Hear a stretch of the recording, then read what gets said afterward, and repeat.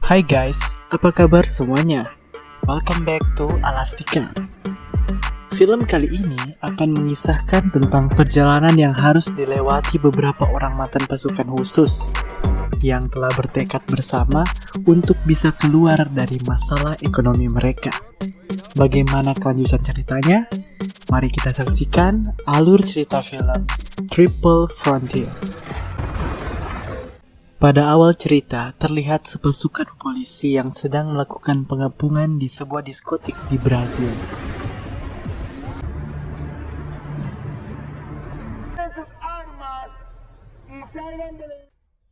Operasi ini dipimpin oleh seorang anggota pasukan khusus yang biasa dipanggil dengan sebutan Pope.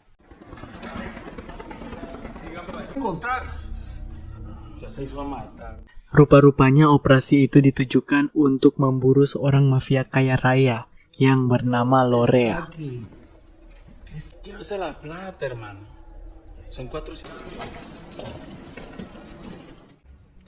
Hari itu mereka belum berhasil menemukan Lorea, tapi Pope sudah merasa cukup senang dengan berita yang dia terima dari informannya.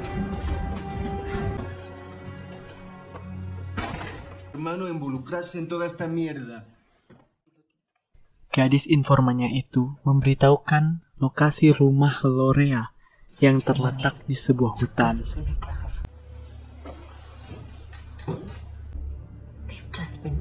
Selain itu, dia juga menginformasikan bahwa ternyata Lorea tidak pernah menyimpan uangnya di bank, melainkan ia menyimpannya di rumah tersebut.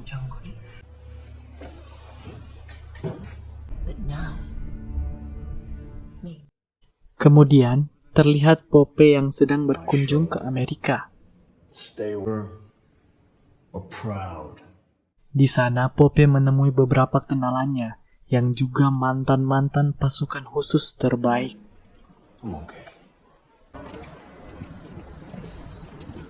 Pertama, Pope menemui William, yang saat itu masih aktif sebagai motivator militer di wilayahnya.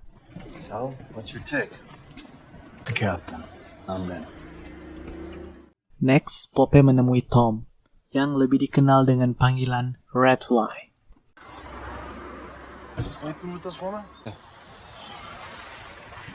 Saat itu Redfly sudah dipensiunkan dan alih profesi sebagai sales property. No. This way. We're asking 100. Saat bertemu dengannya, Pope menawarkan sebuah kerjasama.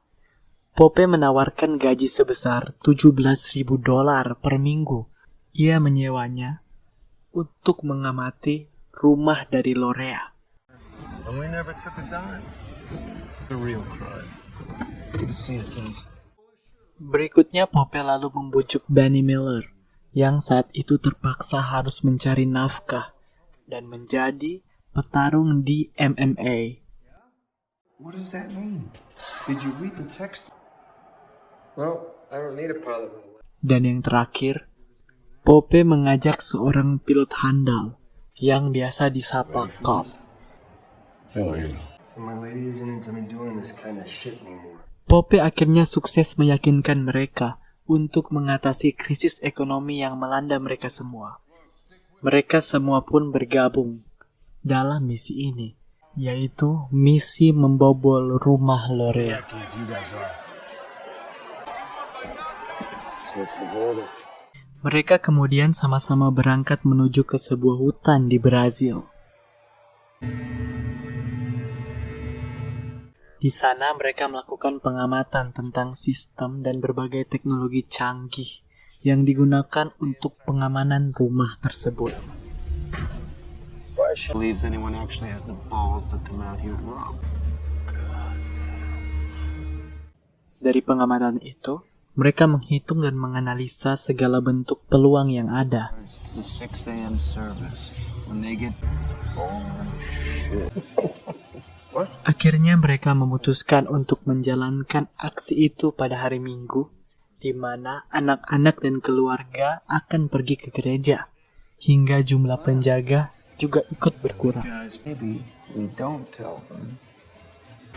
This turned out to be some full-on cowboy. Strategi dan perencanaan mereka diatur oleh Red Fly yang merupakan ahli dalam bidang itu. Whose money is it? Thing we've done behind for the last 17 years. Mereka mulai menguraikan langkah-langkah yang harus mereka jalankan. Reconnaissance and make a plan. Deal. No, well, because this team's one of the vans. Red Fly berkata bahwa waktu mereka hanya 40 menit. Jadi saat mereka telah berhasil menerobos pagar, mereka harus segera menyisir lokasi dan melumpuhkan para penjaga.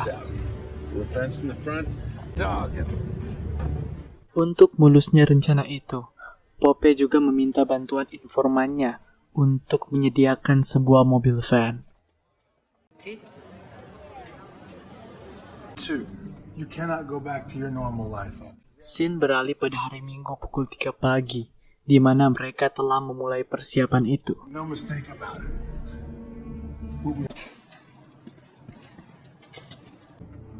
We fulfilled that.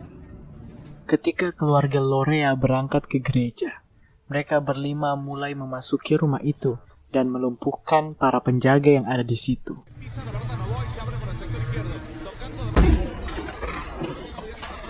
Setelah itu, mereka melumpuhkan cakram di ruang pengaman. Mereka meledakannya guna melenyapkan bukti.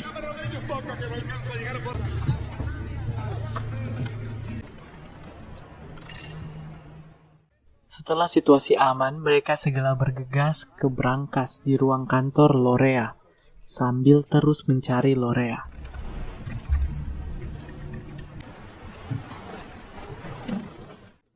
Anehnya, brankas itu ternyata hanya berisi sedikit uang saja. We gotta get the fuck out of here. Tapi saat Pope merasa curiga dengan ember dan bau cat yang ada di situ, ia curiga terhadap dinding yang ada di situ.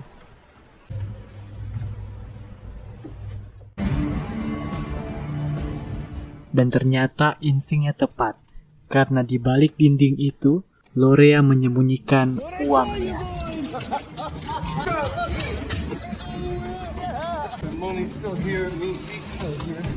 Mereka cukup terperangah dengan jumlah uang yang ada di situ, yang semula diperkirakan hanya 75 juta dolar saja.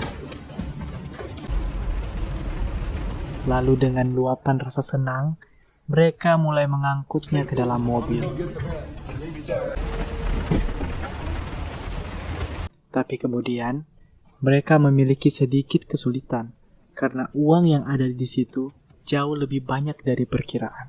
Padahal mobil telah terisi penuh, dan waktu telah habis. Shit, this is a fuckload of money. All over here. Shit, to the church, a 40-minute service, 12 minutes back. Tak berselang lama, Pope akhirnya berhasil menemukan Lorea. Ia pun menghabisinya. Tapi sayangnya satu tembakan dari Lorea sempat mengenai perut William. Untung saja pelurunya tidak mengenai organ vitalnya.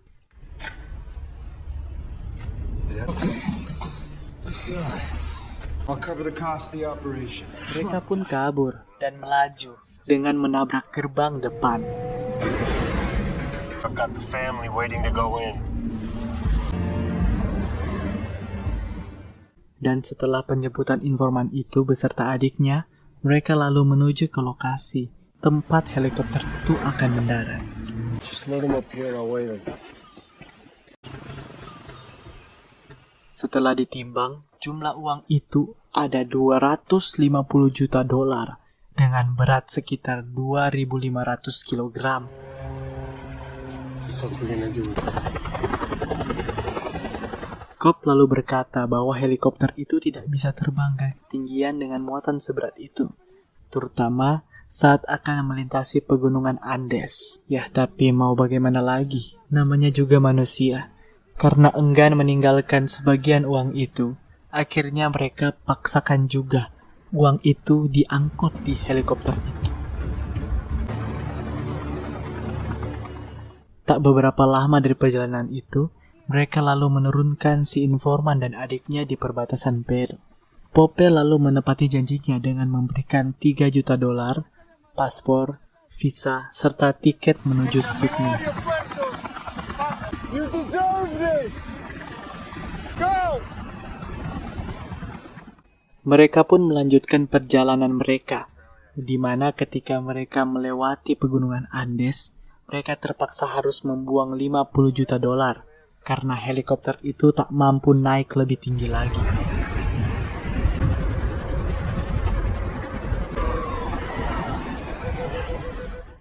Kemudian tiba-tiba, satu transmisi dari heli itu meledak. Maka mereka harus dengan segera mendarat.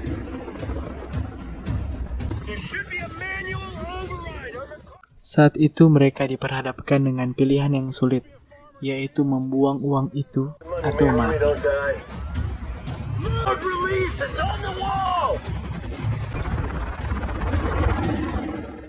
Benny kemudian turun dan memutuskan tali jaring yang berisi uang itu. Beruntungnya, heli itu akhirnya bisa didaratkan dan jaring itu jatuh di sebuah ladang kokain.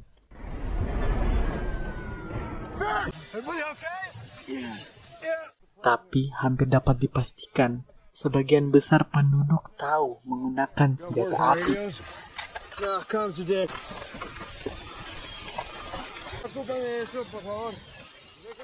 Mereka pun berunding sejenak, dan mereka membuat keputusan, di mana Redfly dan Pope akan mencoba bernegosiasi dengan warga, sementara William, Benny, dan Cap akan memberi perlindungan.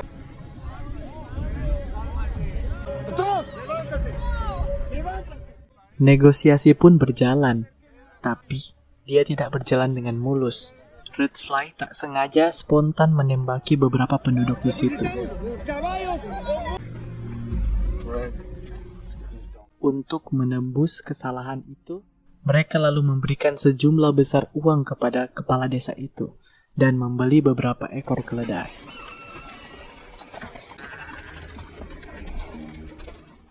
Ketika mereka ingin pergi, terlihat seorang pemuda yang berdiri menghalangi jalan.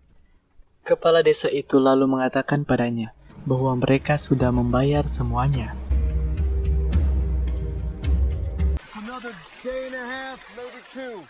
Dalam perjalanan itu, mereka harus melewati hutan rimba, menyeberangi sungai, dan bahkan menyusuri tebing-tebing. Definitely the old smuggle mountain. Just shut up and concentrate. Dan sampailah mereka di sebuah dinding tebing yang tidak bisa dinaiki oleh keledai.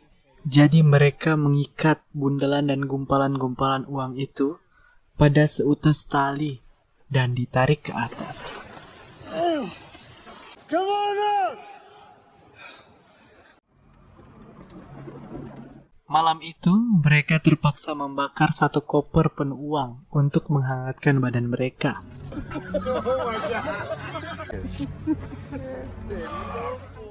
Pada malam itu juga, mereka semua tak bisa menahan tawa dengan tindakan yang mereka lakukan, yang membuat api unggun dari sekoper uang yang sangat banyak.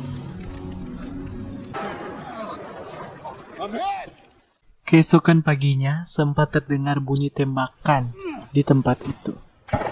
So much. We'll stay here. Hold this fire, you guys. Mereka pun sigap mengatur formasi, dan tidak lain karena mereka merupakan mantan-mantan prajurit khusus.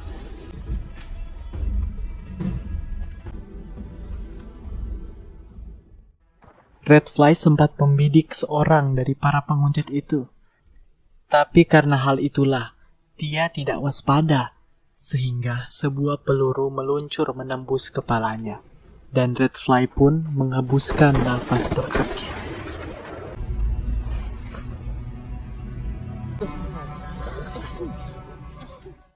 Kesedihan, tangisan, dan saling menyalahkan sempat terjadi di antara mereka yang tersisa pada saat itu.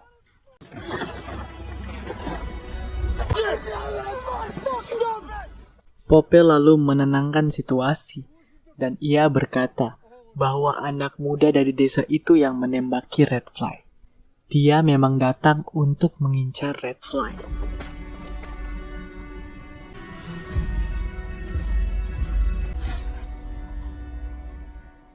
Saat keadaan mulai tenang, mereka lalu melanjutkan perjalanan sambil menyeret-nyeret kantong uang itu melintasi padang salju.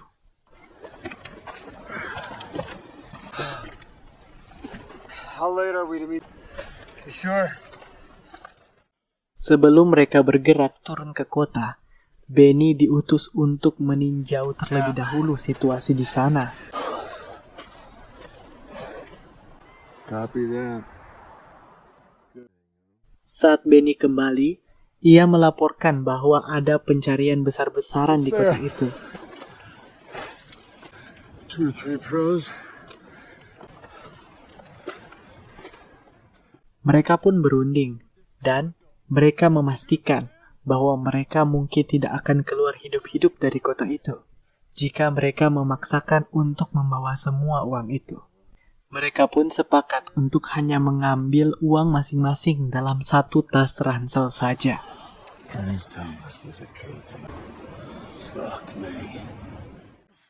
Lalu mereka melemparkan kantong uang yang lain ke dalam celah tebing-tebing batu di depan mereka.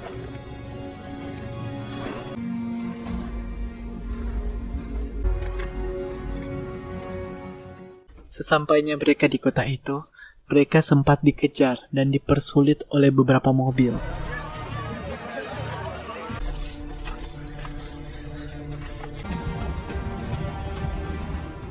Tapi hal itu bisa diatasi dengan mudah oleh Poppy.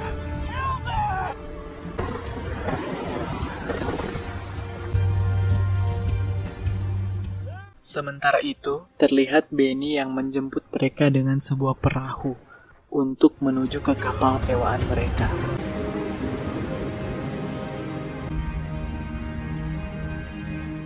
Pada akhir cerita, setelah perhitungan oleh accounting, jumlah total seluruh uang yang ada adalah $5 juta. Jadi mereka masing-masing mendapat $1 juta, termasuk juga dengan Red Fly.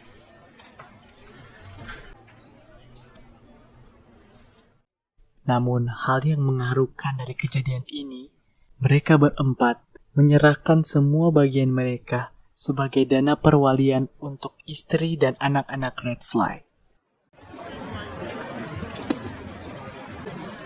Seems about right. Saat mereka hendak berpisah, William kemudian memberikan secari kertas pada Poppy.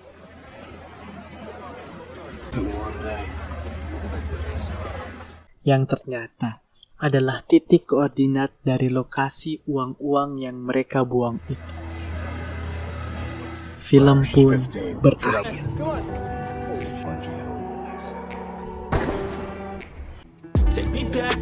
Oke guys, thanks for watching this video. Jangan lupa like, comment, dan subscribe di channel. Oke, see you later. Bye-bye.